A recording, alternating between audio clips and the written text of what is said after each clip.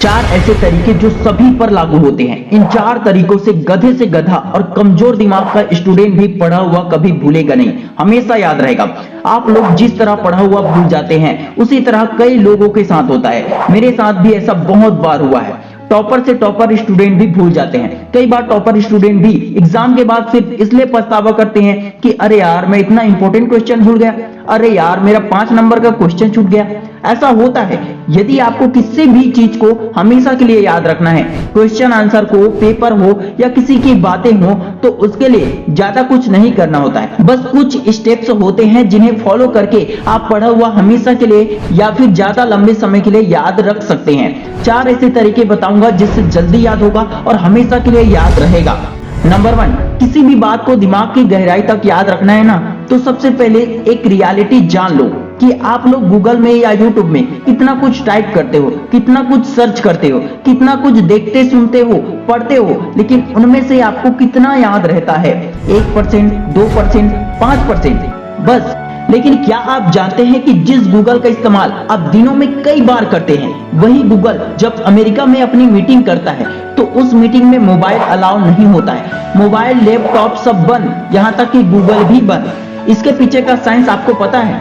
Google में एक click करते ही हमें सारी जानकारी, सारी इंफॉर्मेशन एक बार में मिल जाती है। वो सब कहां से आई है? इंटरनेट में ये सारी चीजें पहले से तो नहीं था, और ना ही ये ऑटोमेटिक आया है। इंटरनेट या गूगल में आपको जो भी चीजें मिलती है, वो सारी चीजें इंसानों ने ही तो इंटरनेट में डाला है, इसे इंसानों ने ही बनाया है। इसलिए गूगल कंपनी को ये अच्छे से याद है कि इसे बनाने वाला इंसान है, और गूगल कभी भी इंसानों से ज्यादा स्मार्ट नहीं हो सकता। इसलिए उसके मीटिंग में मोबाइल, लैपटॉप सब बंद रहता है, और वहां पर अगर कुछ भी लिखने की जरूरत होती है तो पेन से लिखना पड़ता है, कॉपी पेन का इस्तेमाल किया जाता है। मोबाइल से, लैपटॉप से पढ़ा हुआ, टाइप किया हुआ भूल जाता है, लेकिन पेन से लिखा हुआ आपके दिमाग में गहरी छाप छोड़ जाता है। इतनी गहराई तक चली जाती है कि अगली बार जब वो टॉपिक आप पढ़ोगे तो आधे से ज्यादा पहले से दिमाग में बैठा रहेगा।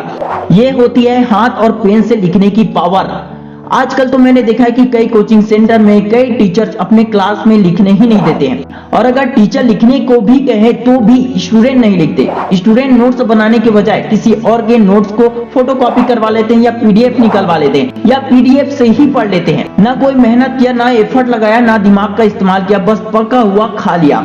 इसलिए आजकल स्टूडेंट मोबाइल, कंप्यूटर चलाना तो जानते हैं, लेकिन पढ़ा हुआ याद रखना नहीं जानते हैं। आप ये गलती मत करना। यदि आप सच में चाहते हैं कि पढ़ा हुआ हमेशा के लिए दिमाग में छप जाए, तो कॉपी, पेन और दिमाग का इस्तेमाल कीजिए। नोट्स बनाएं, एफर्ट लगाएं और मेहनत कीजिए, तभी वो दिमाग में लंबे समय तक के लिए बैठा रहेगा। नंबर 2, अल्बर्ट आइंस्टीन ने एक बार कहा था कि जो सोच आपको इतनी दूर तक, इस स्तर पर लाई है, वह सोच आपको अगले स्तर तक नहीं ले जा पाएगी। अर्थात जिस सोच की वजह से कभी तुमने कुछ हासिल किया होगा, जिस लेवल पर आप पहुंचे होंगे, उससे आपको बड़ा सोचना होगा, नया सोचना होगा, अपनी सीमाओं को बढ़ाना होगा, यानी कि फैलाना होगा।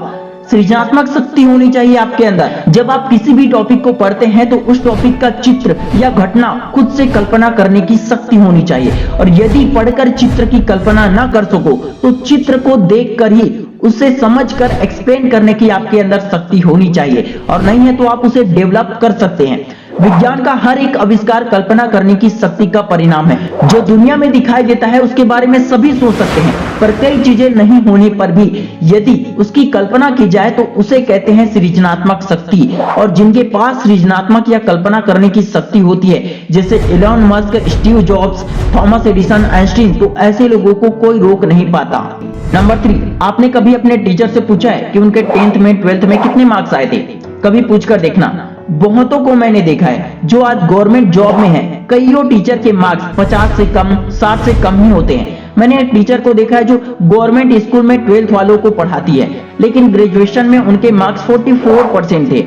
टीचरों के मार्क्स चाहे कितने भी हो, उनसे एक बहुत बड़ी बात सीखी जा सकती है, याद करने की टेक्निक। वो कैसे? वो ऐसे कि आप पढ़ते हैं ताकि आप पेपर लिख पाए और अच्छे मार्क्स आए, लेकिन टीचर पढ़ते हैं ताकि आपको पढ़ा पाए और उनके सभी स्टूडेंट के मार्क्स बहुत अच्छे आए। दोनों में कितना बड़ा डिफरेंस है ना। लिखने के लिए पढ़ोगे तो कम ही याद रहेगा, लेकिन दूसरों को पढ़ाने के लिए पढ़ोगे तो सब याद रहेगा।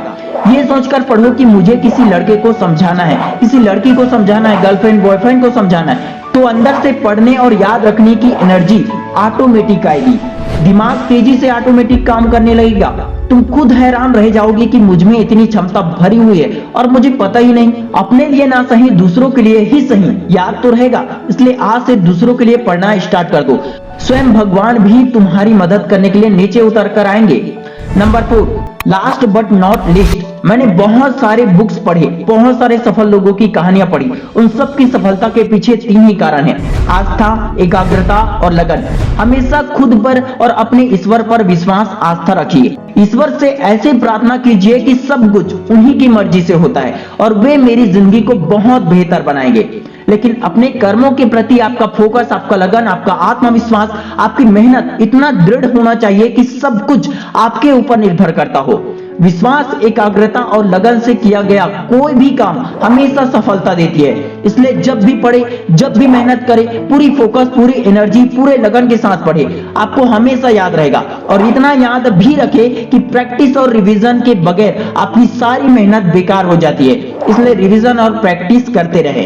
इस वीडियो में मैंने याद रखने के 4 तरीके बताए। नंबर 1, पेन से लिखने की ताकत। नंबर 2, सृजनात्मक और कल्पना शक्ति। नंबर 3, दूसरों के लिए याद करे और पढ़िए। नंबर 4, आस्था, एकाग्रता, लगन और हमेशा प्रैक्टिस, रिवीजन करते रहे। दोस्तों, इन टॉपिक्स को अपने पढ़ाई में, अपने मेहनत में अप्लाई जरूर करें, आपको सफलता जरूर मिलेगी।